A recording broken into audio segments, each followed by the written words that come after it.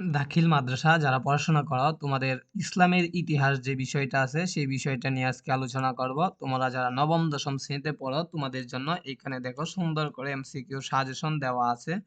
আমি কিন্তু তোমাদেরকে এইভাবে সাজেশন দিয়ে থাকি, এমসিকিউ বলো মানে পুরো প্রশ্ন বুঝিয়ে থাকি, একবারে সাজেশন দিয়ে থাকি, কিন্তু তোমাদেরকে সাজেশন দিয়ে আমি কোনো মানে মজা পাই না। তোমরা কমেন্ট বক্সে সকলেই লিখো এটা আলফাতা, এটা লেকচার, এটা অন্যান্য গাইডের নাম লিখো।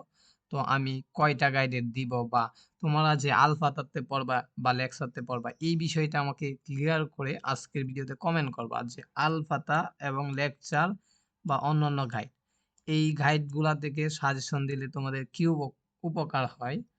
এই বিষয়টা ক্লিয়ার বলবা যে আলফাতা দিলে তোমার সমস্যা কি। বইয়ের পড়া তো একই, মানে এই যে প্রথম অধ্যায়টা দেখতেছ, এই অধ্যায়টা তো আলফাতা, তো এই অধ্যায়ে সম্পর্কে যা লেখা আছে বইয়ে সেই সম্পর্কে এমসিকিউ দেওয়া হয়েছে, লেকচারও তাই দেওয়া হয়েছে, বা পাঞ্জেরি বলো বা অন্যান্য গাইড বলো, তো সব গাইড গুলাতে একই।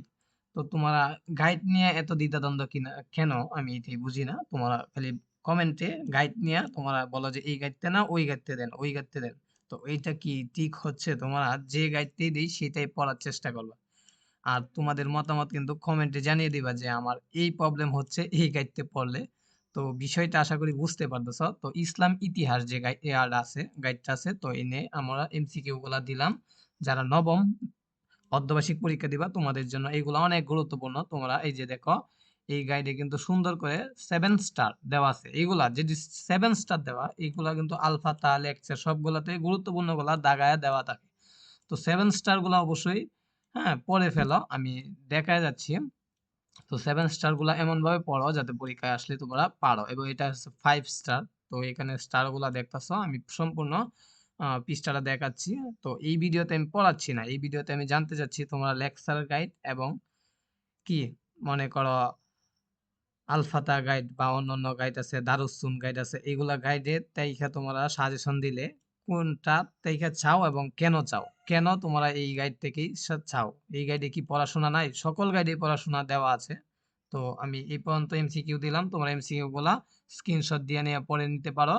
আর তোমাদের মতামতটা কমেন্ট বক্সে জানিয়ে দাও।